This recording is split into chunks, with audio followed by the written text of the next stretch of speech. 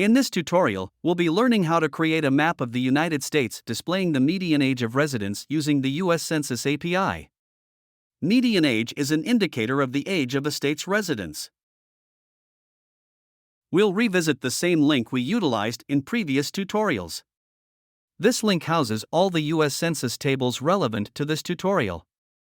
You can also find it in the description of this video.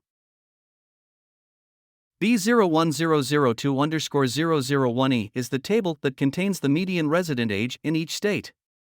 We will only need to use this table for this tutorial. We will reuse the code from the initial 2 tutorials in this series, with a minor modification. Specifically, we will substitute the previously utilized table with our target table, B01002_001E. We will now run the code and view our map. Each state will be colored based on its median resident age. Brighter colors on the map represent a higher median resident age in each state. This means that in these areas, residents are typically older than in other places.